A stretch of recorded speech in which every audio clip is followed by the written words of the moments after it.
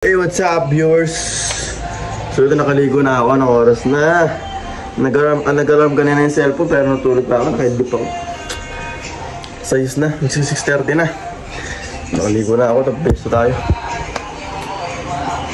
This is my life of Grab drivers. Ang buhay ng isang Grab driver. Nag-abol pa tayo ng boundary. Isang taon na lang matatapos na rin ng boundary. Hulog ng kontrata. Pag may tiyaga, may tinola. Galing ako kahapon ng Greenwich. Bumili ako ng... nag-upgrade ako ng cellphone. Pinaswap ko yung luma akong Android. Kasi ayoko yung mabagal. So nagpalit ako ng medyo mataas. Nagad ako ng 5 Sara. Let's go, bis na! Yo, what's up? Ito, nag-medios na ako, guys. Nag-inom ako ng tubig na malagamgam. Yung talagang ginagawa ko pag-agising ko ng umaga. Kung mapapansin yung video ko, yung mga inapulot ko ng mga nakaraan pa, yung mga ilang buwan na, mapayat pa ako rin, tingnan nyo ako. Nag-iba yung katawan ko.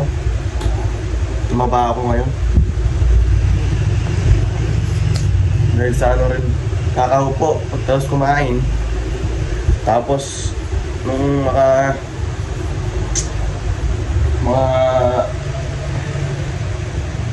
bago ako sa dara sa Grab, talagang hataw talaga. Ilang oras lang tulog ko. Saka hindi ako makatulog na maayos doon sa bahay sa kabila, sa Pandakan. Hindi kasi ako makatulog doon kasi hindi ako doon eh. Tawag dito. Pero siyempre meron tayong ibang kasama doon. Nakikisama lang tayo. Kaya ngayon, nakabukod na ako kahit pa paano. Ayos ko na yung tulog ko. So yung sa pagkain. So tara, na oras na 6:35. So tara, let's go! Hindi ako nag-open ng saver eh. Minigreet na naman sa akin ng nakaraan, to 5 star. Pwede tayo ng buo.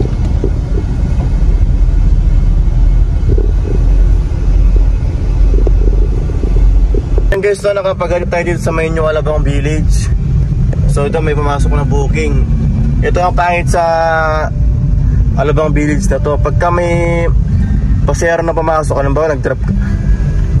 Ang kapangitan dito, pag nag-drop ka rito, tapos may pumasok na booking, kailangan mo munang kunin yung ID mo doon sa main entrance bago ka ulit makapag-pick up.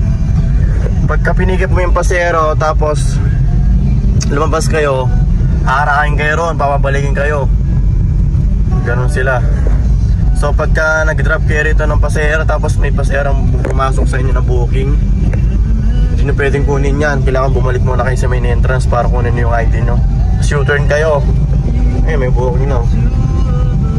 Pero babalik pa ako sa main entrance, kukunin ko yung ko para kunin yung ID.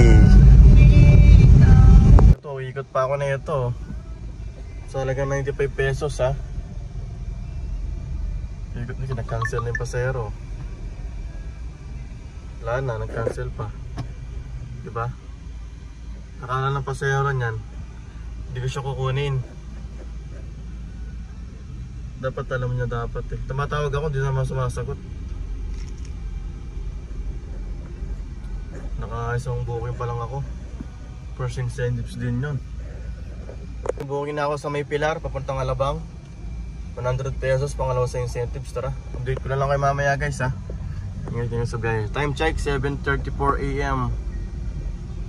Sana makarami tayo ngayong araw pagpalain tayo ng Panginoon. Ito guys, dito tayo sa may Alabang sa Sapote Road. Medyo mano naman yung traffic. Maluwag naman. Sana hanggang mamaya ganito. Sa bagay, wala na kasi yung pasok yung iba eh. Pero pagka may pasok yung mga estudyante rito, grabe yung traffic. Pagka ayoko rito yung mga mga 7 ganyan, 6 traffic na. Ay ang ginagawa ko pagka nag-online ako, mga 5:30. Tapos pa Manila na kagad. Bis may pumasok pangatlo sa incentives. Punta Muntinlupa, Service Road. Thank you Lord. Tara. What's up mga tol? Ito Time check, alas 9 na ng alas 6, 9:06 AM. Binalik na naman ako sa Alabang. Galing na ako ng sukat eh. Ay, nabutan pa ako ng ano. Nakakalima pa lang ako. Kano pa lang earnings ko. Sana pasukan pa ako ng dalawang malapitan. Tapos yung pang-walo, long shot para ano. Para mamaya, 3 na lang kailangan natin. Ito may pumasok, piso. Pilar, papuntang Alabang sa Forte Road sa may Robinson. Ito yung nakakapeke kay Grab eh, di ba? Tingnan nyo. Pero malayo yan. Parang malapit lang, di ba? Scam na yun eh. Malayo mas matrapik. Ito may pumasok ulit. Pang 7 sa incentives. Dito yung pick up niya sa may Aguilar. CIA. Pabalik ng Alabang. Grabe traffic dito sa EDSA Las Piñas. Tinalo pa yung EDSA. Traffic dito guys. Sa mga ganitong klaseng traffic, kabahan natin ang pasensya natin. Kasi wala din naman tayo magagawa eh. Ang magagawa lang natin is control natin yung emotion natin. Kagay na natin para kay Grab. Para hindi tayo hindi na tayo pabayaan sa booking. Sabi kay Waze 5 minutes. Pero baka maliit yung estimate niya. So yun na, laging kalma tayo sa kalsada guys, no? Kalma lang tayo palagi. Kalma lang.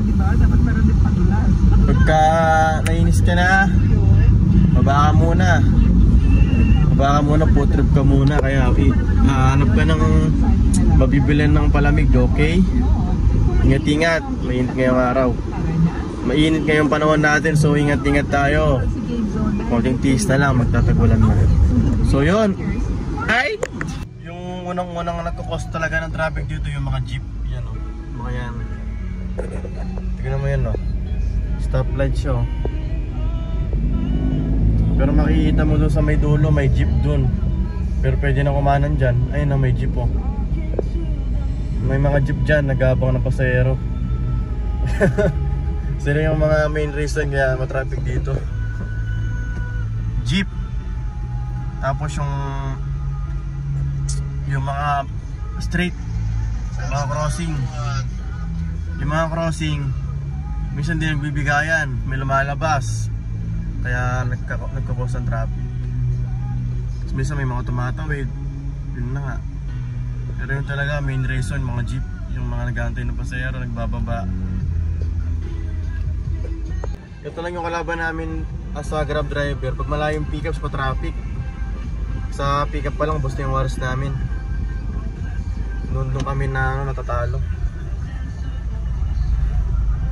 Tapos yung pamasahe mababa, di ba? Talo talaga. Kaya kailangan natin tiyagaan. Pag may tiyaga, may tinola. Tiyaga. Kasi may ipon din naman yung kahit maliit. Yan lang, talagang gugugol ka ng ilang oras bago mo kitain, di ba? Tapos na yung oras ka dito, pick up pa lang. Tapos mamaya pagbalik pagbalik natin, sobrang traffic, ang haba ng traffic, yung stoplight. Kaya nag-Grab ganyan ako kaano sa Grab talagang di ako nagka-cancel Grab. Kahit malayo kung uling ko. Ay, para try pa ba ni kopya ka? Yak! Kaya dito na tayo sa may pick up point wala pa yung pasahero. Yun nakakainis yung alayan ng pinanggalingan mo. Yung alayan ng pinanggalingan mo, wala pa yung pasahero. Tapos sasabihin ng pasahero magka-cancel daw, sabi ni Tulpo. After 30 minutes na mag-antay pasahero, kakancel namin. Hindi totoo yun. Scam yun. Tingnan mo, wala yun ang pinanggalingan ko, wala pa yung pasahero. Diba? Pinapayos natin kay tropa yung aircon. Yung pala yung saninong kung ba't nawawalan ng lamig, yung spacer tropa.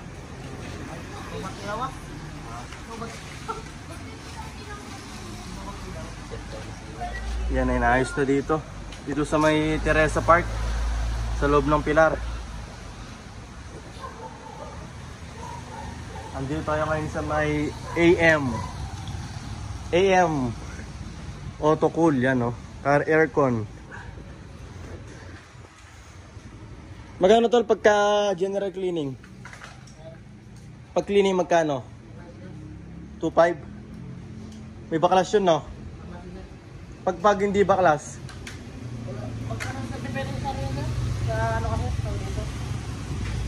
pero nagkano kayo na hindi baklas? Bala ko magpahali ng aircon eh.